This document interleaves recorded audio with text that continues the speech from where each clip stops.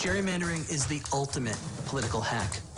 And it was not done to us by the Russians. We did it to ourselves. When people decide they don't like what's going on in government, they should have the power to change it. And what gerrymandering does is it prevents that. Gerrymandering is drawing maps that aggressively favor one party over the other and make sure that seats never change hands. And that means there are millions of voters whose votes don't matter. This is about power. And this is about incumbents retaining power. After the 2012 elections, I just felt cheated. Redistricting is like fitness in a way. You say to yourself, do I really have to be stuck with this body? Or do I want to do something about it? This is the time. These elections starting 2018, 2020, what happens in 2021 when the lines are redrawn, this will define the United States, I think, for the next 30, 40, 50 years.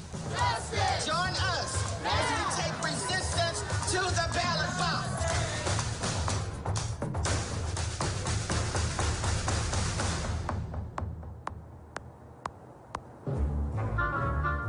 Gerrymandering is drawing district lines in a way that benefits one political party or another.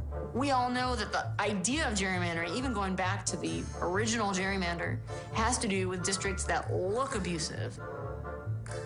The stranger the shape, the more we have an intuition that somebody's trying to do something. The word comes from 1812, and Elbridge Gerry, it's kind of weird that we call it gerrymandering because he pronounced his last name Gary, but he signed into law a map in Massachusetts which created a very funny-shaped district which to many people looked like a salamander. So the term gerrymander springs from that and a very famous cartoon that criticized him. There's a kind of standard rogues gallery of congressional districts that people like to talk about. Some of the famous ones, North Carolina 1 and 12.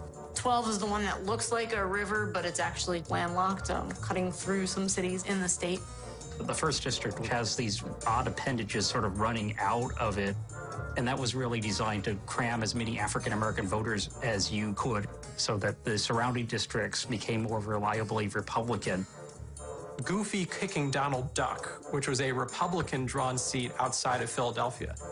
In Ohio, you have the snake along the lake. Pennsylvania's 16th looks like a bodybuilder's arm. In Texas, you have some of the tortilla strip districts. Maryland's 3rd district. It literally starts kind of up in Baltimore and wanders around this way and then wanders around that way. Some people say it looks like a broken-winged pterodactyl. I think it looks more like a bug splattered against a windshield, but, you know, to each his own, I guess. Gerrymandering fundamentally distorts the nature of a democracy. It allows parties to win more seats even when they have fewer votes. It is the dark art of redistricting. Redistricting is the sole province of the state legislatures. And the state legislatures are composed of partisans. Essentially, it's a partisan free-for-all. There are very few laws governing how legislatures are able to go ahead and draw these lines. One of the most extreme examples of gerrymandering is the congressional map drawn by North Carolina Republicans after 2010. It's a map that delivered the GOP an overwhelming 10-3 advantage in House seats by 2014, turning a roughly 50% statewide support into a 77% advantage. Justice! The presence of gerrymandering is the absence of democracy. When people hear about what's going on in North Carolina and gerrymandering in general, I think there's a sense of confusion and then anger. And then I think, as we've seen today, people wanting to come out and talk about it and to do something about it. North Carolina, in many ways, is considered ground zero of partisan gerrymandering. It's an evenly divided state, but then the congressional delegation is 10-3 Republican, which obviously doesn't reflect the partisan preferences of North Carolinians generally. My name is Braxton Brewington. I'm a student at North Carolina A&T State University. When the state legislature legislator gerrymandered this state not once, but twice. It was a punch in the gut to our civil liberties. But I know there's a resistance here in North Carolina. So I urge you today to take your resistance to the ballot box. Forward together. Thank you. One of the fundamental problems in our country right now, and why people have that feeling in their gut that democracy's not working, it's partially because of the gerrymandering that we see in this country. The will of the voters is not often reflected in the outcome of our elections. So even when you have the vast majority of Americans that want rational governing and problem solving, it doesn't happen because the whole dynamic of the Congress is skewed towards these safe seats. When there's no competition, there's a lack of performance. And you can do nothing about it because the way the district lines are drawn is that you cannot get rid of them.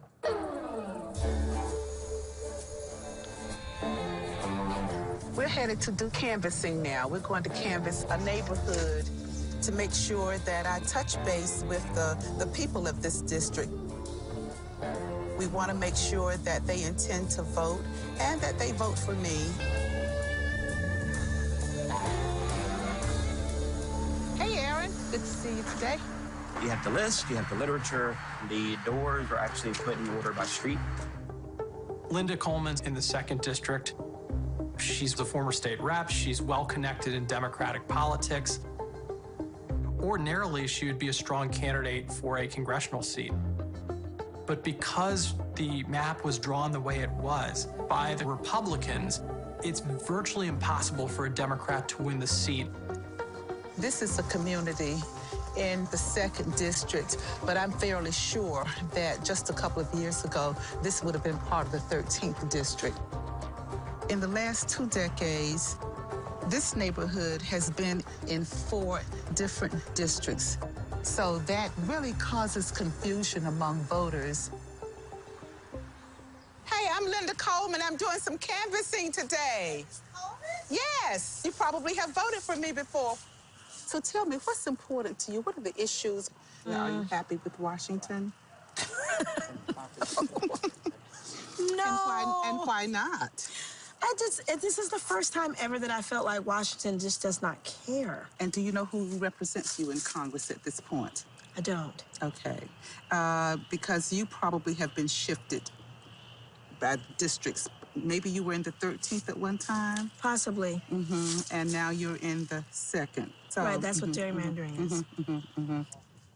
Essentially, there are 2 key ways of gerrymandering. There's cracking and there's packing. So if you are packing, the idea is that you are cramming as many of the other side's votes into as few districts as possible, and they win these by a landslide.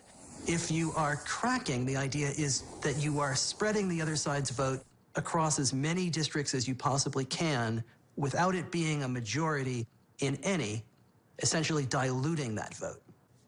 Where there is a biracial society, as is true in North Carolina and throughout the South, that's especially easy to do because African-American communities vote strongly Democratic, so it's not hard to figure out where the Democratic vote is. Linda Coleman is a friend of mine, where you both represented in Wake County, but it looks like a pretty tough race for her. Hey, how you doing? What are you doing, just to get a list of the address? Yeah. Now, let me ask you, do you know who represents you in Congress now? Actually, she told me. These districts have been drawn surgically and precisely in order to ensure Republicans capture them every year. Democrats have not flipped a single seat in North Carolina on these maps this entire decade. I'm counting on your vote in November. So you're going to do that? Of course. The congressional district keeps changing. And that's what gerrymandering does. It finds the voters most applicable to the party that wants to have those voters, and so they move the lines to accommodate the candidates they want. We are really the only modern democracy in the world that allows our politicians to draw their own lines and choose their own voters. The reason people should be concerned about gerrymandering is because as a result of the way district lines are drawn, election results are preordained well before November. The savviest strategists on both sides were talking about how the Republican Party would be a minority party in this country for a generation to come. It didn't exactly happen that way.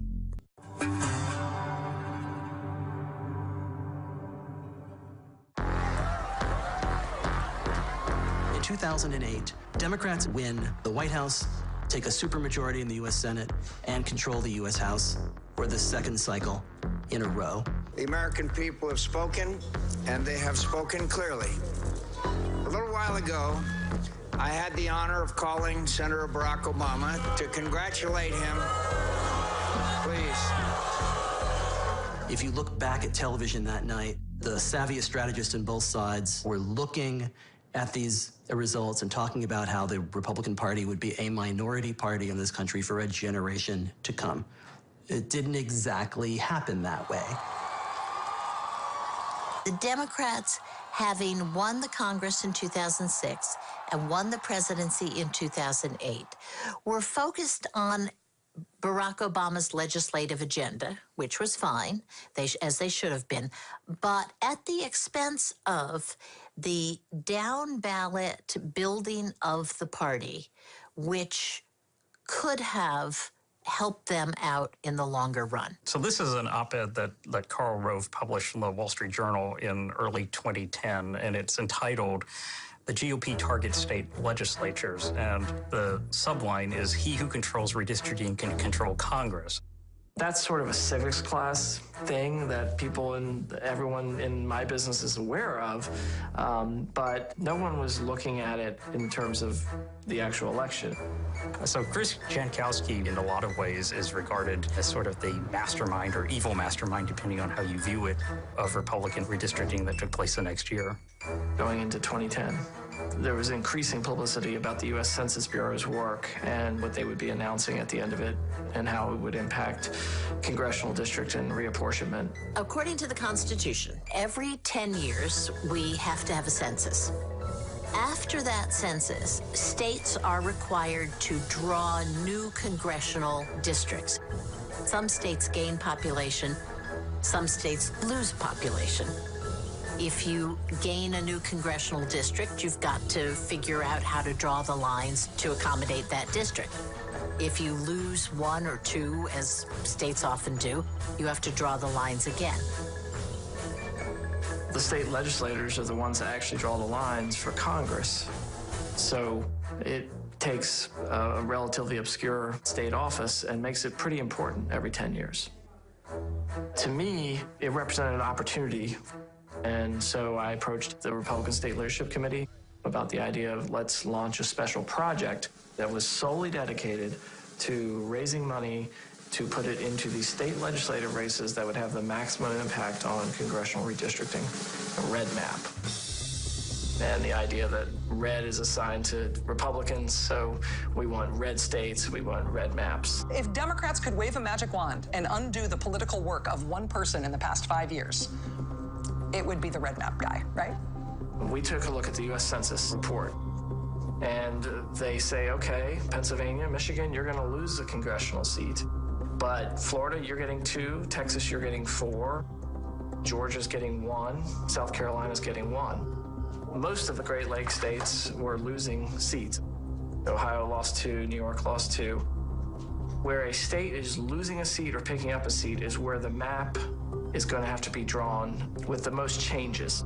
And so that creates, opportunity for whoever is drawing that map. The Republicans realized that 2008 might have been an important election, but that 2010 could be even more consequential. And essentially, they are able to plot a path back to power by using redistricting.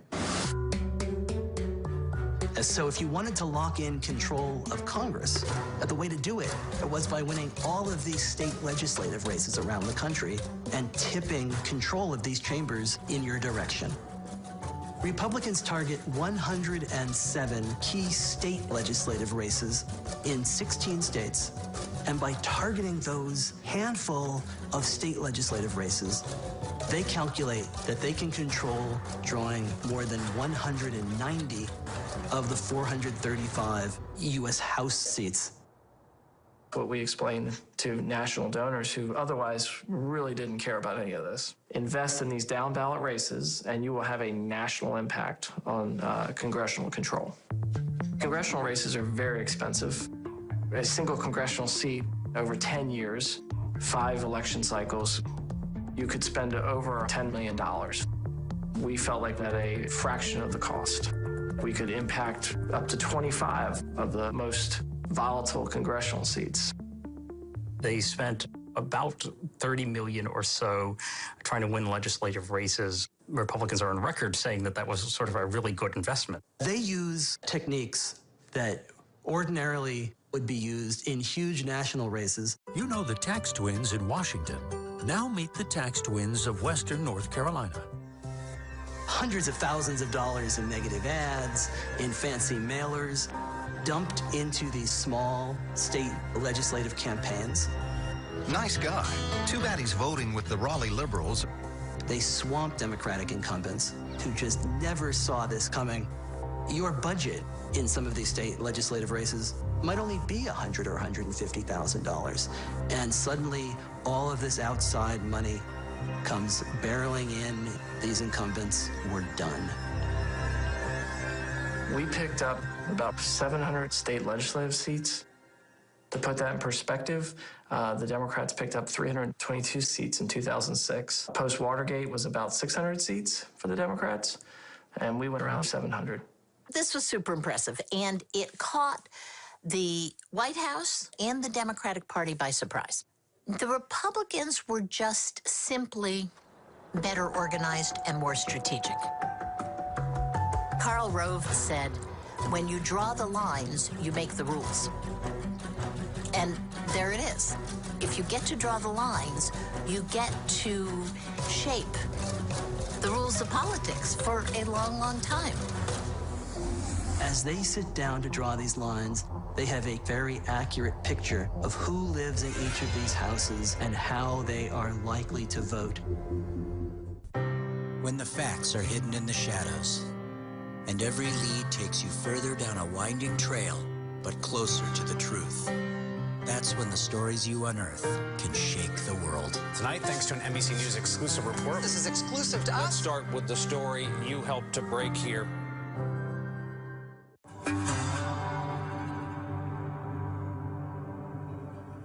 You know, there's a lot of great ideas in politics, but the ability to execute is what makes the difference. And we had at the RSLC, the Republican State Leadership Committee, the relationships with the state parties and the groups on the ground, and we would give them money. If they were good partners, we would just give them money quietly. Red Map fundamentally redefines gerrymandering. It takes the oldest political trick in the book and it reinvents it. No one had ever done it this way before. Well, we had a huge night on the State House and State Senate front. In Ohio, Kasich won the governorship. In Michigan, we won the governorship, the State House, and the State Senate. In Wisconsin, we won the governorship, the State House, and the State Senate. Alabama, the State House, and the State Senate. So 17 chambers so far that have switched hands from Democratic to Republican.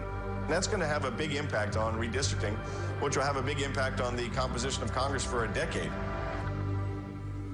So after the 2010 election, Republicans were in a position to draw 193 congressional districts compared to only 44 that Democrats were in a position to draw.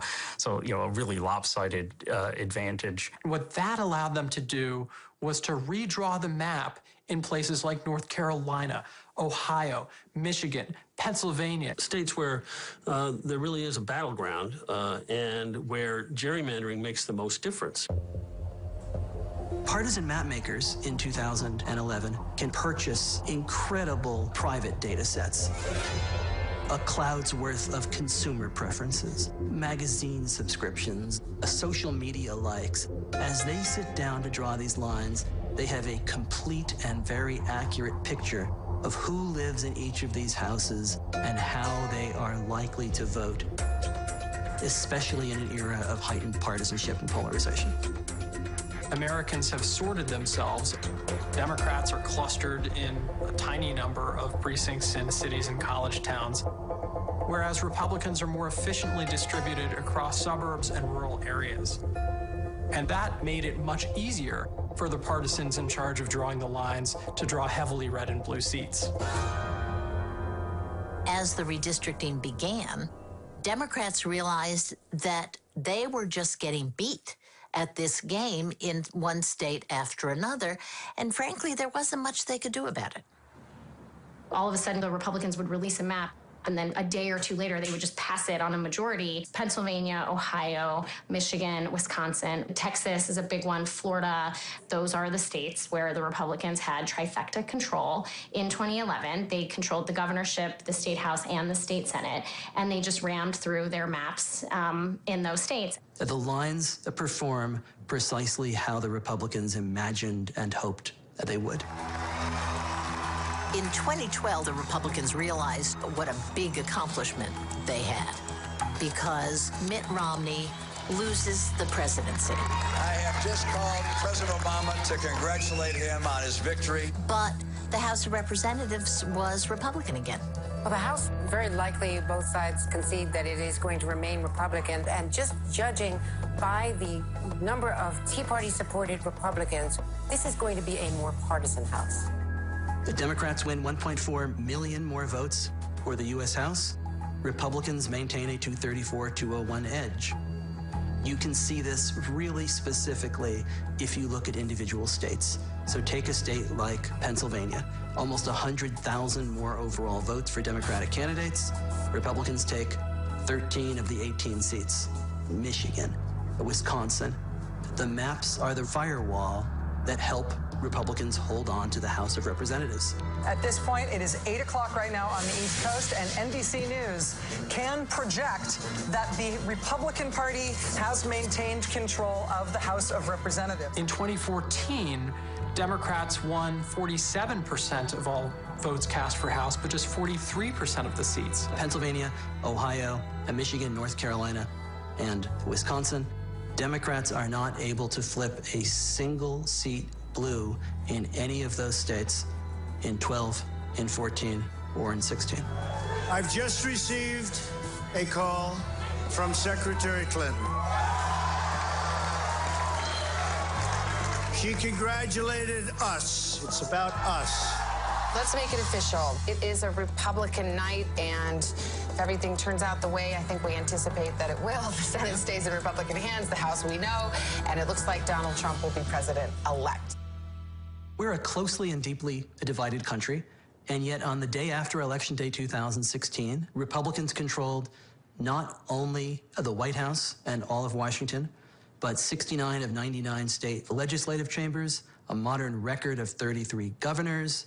They had trifectas, meaning the governor and both branches of the state legislature in 25 of 50 states. All of this has its roots in Red Map. You know, barring a tsunami wave election, many of these districts will remain in the hands of the party that they were designed to be in the hands of for the whole of the decade, and that's utterly remarkable and very anti-democratic. And this is the challenge that the Democrats face as they head into 2018. The question is whether or not a blue wave can rise up against a red seawall. And the maps are, in many ways, the Republican seawall.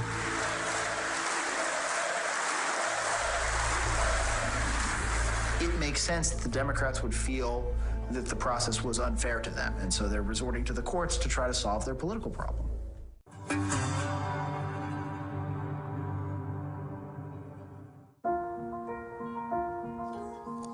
During the redistricting process that occurred in 2011, Republicans used new technology to take gerrymandering to what I would say were unprecedented levels.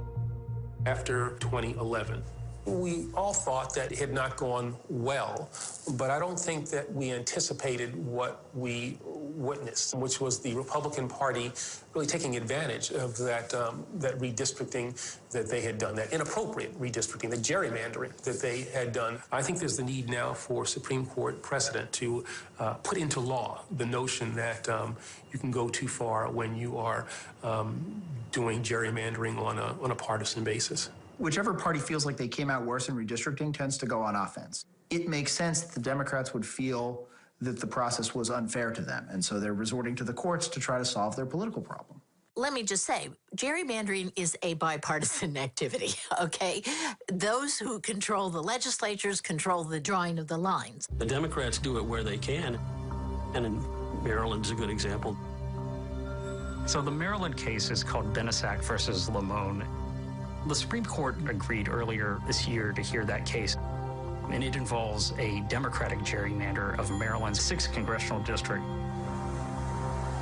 I was asked by one of the original plaintiffs in the case if I would consider joining their lawsuit for the congressional gerrymandering, and it didn't take me long to come to a decision. One of the particular reasons I fell in love with Washington County, it's family and church-oriented. This is just a small rural agricultural community, so it is uniquely different than the rest of the district. The 6th congressional district, including this area, has always been very conservative, and then the gerrymander happened.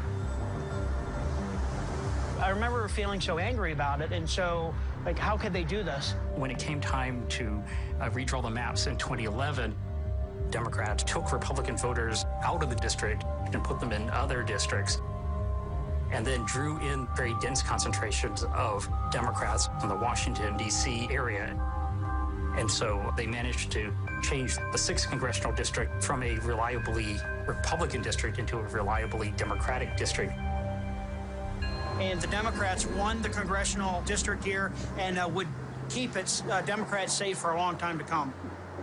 Congressman John Delaney, we can look at a number of his votes that he's done in the House of Representatives on our behalf here in Washington County, and I can tell you that it doesn't sit well with the majority of the folks here. So the Republican plaintiffs in the Maryland case pretty rightly allege that their votes have been severely diluted by the map that Democrats drew. Maryland Democrats in Annapolis set out to dilute the votes of Republicans, in effect because they disapproved of those Republicans having elected Roscoe Bartlett as their congressman from the 6th congressional district. People who are suing about that are claiming that that act was a violation of the First Amendment because it effectively was punishing the voters of the district for voting in a way that the government didn't like. It's retaliatory under the First Amendment. It really isn't, at the heart of it, about Democrats or Republicans or any political affiliation, and it's about one political party in power punishing another group or class of citizens, and it's just completely wrong and abhorrent, in my opinion.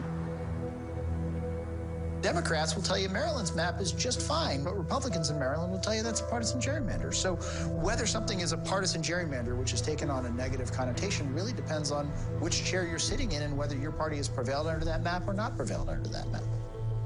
We're going to hear two major decisions from the Supreme Court coming from Wisconsin and Maryland.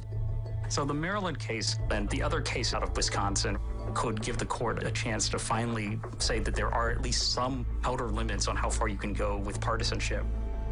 So Wisconsin in 2010 was one of these cases where the Republicans found themselves in unilateral control of the legislature and the governorship for the first time in many, many years. With partisanship. So Wisconsin in 2010 was one of these cases where the Republicans found themselves in unilateral control of the legislature and the governorship for the first time in many, many years. And they set about drawing a gerrymander. In 2012, Democrats got 52% of the vote statewide, and they got only 39% of the seats. We'll hear argument first this morning in case 16-1161, Gill versus Whitford. And I'm up in the Supreme Court now, seeing whether or not we can finally get a case decided by the court allowing a gerrymander to be invalidated. You're up there for only half an hour, that is so extreme that it effectively nullifies democracy. Maybe we could just for a second talk about the arcane matter of the Constitution.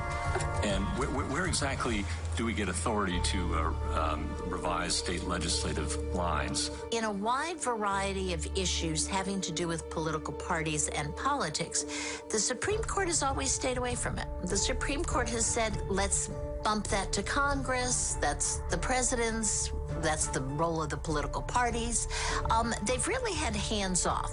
I think the hard issue in this case is, are there standards manageable by a court, not by some group of social science computer experts? Maybe we ought to be cautious about stepping in here. Well, I don't think there's anything unusual about using the First Amendment and the 14th Amendment to regulate the abusive management of state elections by state government. That's what the court Where did one person, one vote come from? The last couple of ones of these cases that have gone to the United States Supreme Court have resulted in a very divided court. When you listen to the oral arguments from Whitford, I think we're still going to have a divided court. The whole point is you're taking these issues away from democracy and you're throwing them into the courts. Pursuant to, and it may be simply my educational background, but I can only describe as sociological gobbledygook. Your Honor, this is not complicated. It is a measure of how unfair the map is, how much it burdens Can one you say party. this? Look, don't agree with me just because it sounds favorable, because he won't in 2 minutes. Can you answer the Chief Justice's question and say the reason they lost is because if Party A wins a majority of votes, Party A controls the legislature. That seems fair. And if Party A loses a majority of votes, it still controls the legislature. That doesn't seem fair. If the Supreme Court holds that something is unconstitutional and the federal courts can deal with the problem, then that holding applies across the country.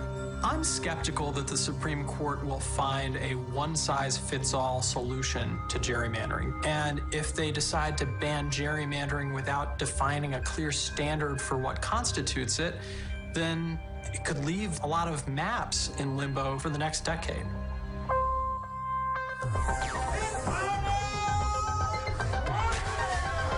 Say hasta la vista to gerrymandering.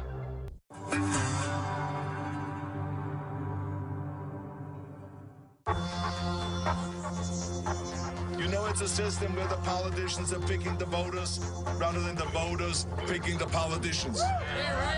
So I say it is time to say hasta la vista to gerrymandering. I was stuck with this system of gerrymandering in California when I was governor. And I said to myself, well, Einstein always said they're doing the same thing over and over again and trying to expect different results is insanity. And says to myself, insane I'm not, so therefore I'm going to go and create change. The alternative solution to having courts be monitoring this problem is to have a nonpartisan independent commission draw the lines. That makes the process neutral, or at least if it's done right, it can. And there's good examples of that around the country. Perhaps the most visible one is the big California Independent Redistricting Commission that came along. We want to make sure that you vote yes on Proposition 11. Oh, you're already in, huh? That's good. What California did is they created a commission that's staffed with ordinary citizens who go through this rigorous election process, and it's 5 Democrats, 5 Republicans, and 4 independents. Citizens can submit maps in California. All of the proceedings in California are broadcast on public interest television. From the Democratic Party, 5 yeses, no nos. From the Republicans, 4 yeses, 1 no. And to pass a map in California, you have to have approval from Democrats, approval from Republicans, and approval from independents. What that has done is it's fostered this culture of negotiation, because you know that the only way that you get your job done is you compromise. Democrats and Republicans are now working together for the good of the people, and that's what it's about. What it's resulted in are maps in California that are much fairer. As Democrats win more votes, they win more seats. As Republicans win more votes, they win more seats. We have 4 draft final maps. This is what it means being independent from the politicians and having a district line drawn that is in favor of the people and not the parties. So while independent commissions are one way that you could fix redistricting, it's not the only way. In Ohio is a different model. The next competitor is making his debut at the Arnold Classic today. Arnold is in town to enjoy this weekend's festivities, but he's also taking time to talk politics.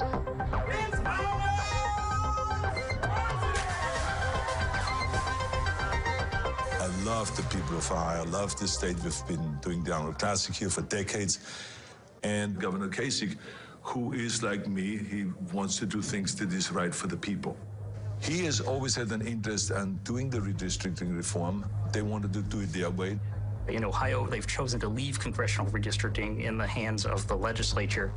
Ohio is a place where the Republicans have agreed to put a ballot initiative to referendum. We're trying to get folks to vote yes on issue 1 in May. It's an anti-gerrymandering bill, trying to improve the way the congressional district lines are drawn.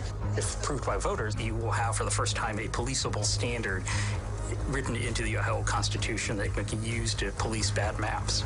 So this is going to be on the May ballot? Volunteers have gone door to door collecting signatures for redistricting reform efforts, and they'll say, I knocked on Republican houses, I knocked on Democratic houses, and everybody signed. Are you guys Ohio voters? We're voting for issue 1 now. Awesome! We would love to have your support. Arnold Schwarzenegger is in support of it. All right. Let's start with issue 1. It has already been called and it has passed. This is Ohio's redistricting proposal. I call the legislative leaders here in Ohio and the governors and guys, when I come in, I say, I'm going to bring my Austrian schnapps. And we're going to celebrate at the Capitol over there this great, great victory for the people. This is incredible what they did. We're going to have fair elections. They're going to be more competitive. People are going to have to listen to people that at the present time they don't always have to listen to because they represent such a small minority. We're now a model for the country. I wish that I was governor of California that it would have been like that, where the legislators get together and worked it out so they can really represent the people rather than the parties. I told John, I'm going to come there to your capital, and we're going to celebrate this. All right. Cheers. Thank you. That's the way to do it. So there's been a particularly robust reform effort in the state of Ohio, but a lot of reformers say that it still doesn't take power out of the hands of legislators. And they're not wrong. I don't think you can ever fully take politics out of the redistricting process.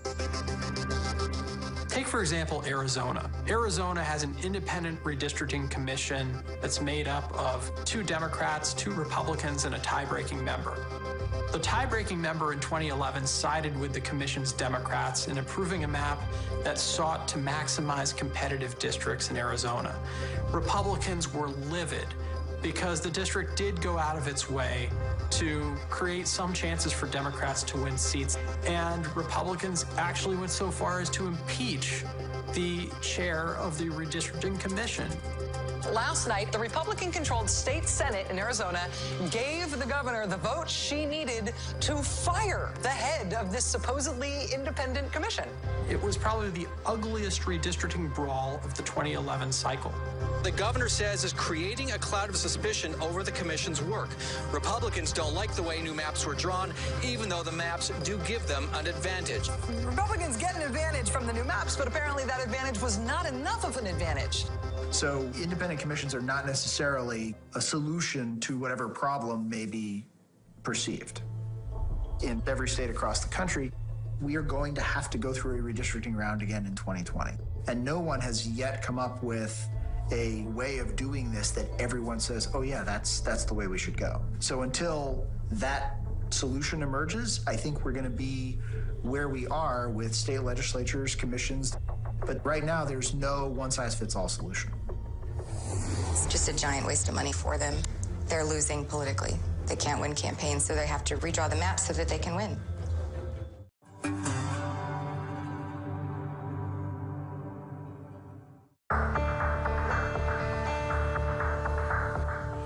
The problem with gerrymandering is that it makes me feel like my voice is not heard anymore. I have no vote. I feel very disenfranchised. I feel very disconnected from the power structure. You used to, if you said something crazy about somebody or something false, you'd get voted out of office or embarrassed out of office. Or, now the districts are so gerrymandered, you can say something crazy, feel safe. We were talking about how do we help or how do we spread the word about gerrymandering. We have a giant mural on the back of our building. It's important to be a part of the local elections, to have a conversation. There's just this awareness in the country that this is a problem, this gerrymandering thing that happens isn't good. What can we do about it? We have to redistrict. We don't have to gerrymander. And so we are getting in the game on all fronts. The National Democratic Redistricting Committee, the NDRC, was formed because we saw the consequences of not doing a good job in 2011 through the course of this decade. Democrats now gearing up to fight back against what happened in 2010. Outgoing President Barack Obama and his former Attorney General Eric Holder making redistricting reform their priority in the years ahead. We shouldn't have politicians choosing their voters. We should have voters choosing those who would serve them. Okay, so as you know, we rolled out our target states today. The goal of our map is to shine a spotlight on the most important elections for redistricting. So Democrats were a little asleep at the wheel in 2010. This cycle, they're not asleep. What you're starting to see is signs that this is going to be an all-out battle, almost an existential battle between the parties in the lead up to redistricting in 2021. The strategy, as you know, is to make sure that we have folks in the states to get the grassroots ready for the redistricting process in 2021. Republicans' goal is to preserve their advantage in as many states as possible, to replicate the success of Red Map from the last round. So the National Republican Redistricting Trust is a trust that we've set up to help prepare for the legal and data side of the 2020 redistricting round. Yesterday, Holder gave remarks at a breakfast, kind of laid out their strategy for them. So he's trying to break up where we have trifectas. That's right, states with Republican control and governor, House, and Senate. It's going to be incredibly expensive to try to go into all of these states. Just a giant waste of money for them. They're losing politically. They can't win campaigns, so they have to redraw the map so that they can win. Democrats certainly could take back control of the House in 2018, but it would take a really unprecedented wave election for Democrats to do that. Our estimate is that Democrats would have to win the national popular vote by 11, perhaps even 12 percentage points in order to win back a narrow majority in the U.S. House, and that's similar in many state legislatures around the country. It's going to take a once-in-a-generational wave in order for the Democrats to overcome the structural advantages that gerrymandering gives the Republican Party. And if Democrats can't find a way to retake state legislative chambers, then Red Map will still have the last word. Collectively, we cannot be ignored, so stand up, fight back. Now is the time to rock the vote. So say it loud with me, we will rock the vote. We will rock the vote. There's an increasing awareness that these gerrymandering techniques have made our elections effectively meaningless. And I think that helps fuel a cynicism, it helps fuel low voter turnout, it helps fuel a distrust in the democratic process, and people are fed up with that. Forward together. I think gerrymandering poses a long-term threat to our democracy. If you look at the distance that continues to grow between our elected officials and the people that they represent, the growing ties between our elected officials and special interests, that leads us to a place where a small minority could really dictate the kinds of policies that this great nation pursues. We don't know what our districts will look like, but we do know what democracy looks like. People are beginning to say, there's something wrong with this because I don't feel that my vote counts. There's this energy around the country. The voters are fired up for 2018 to make their voices heard. Justice! We need to get back to the basics and allow the voters to choose their elected officials and not the other way around. This is not a partisan issue. This is a patriotism issue. If the Supreme Court says, sorry, we're just not going to address this problem, it will get more severe, and the result will be a government that is less representative of what people actually think and want. We will have much less democracy, even than we have now. It's a fixed system. Enough is enough. Let's do something about it. Join us as we fight for nonpartisan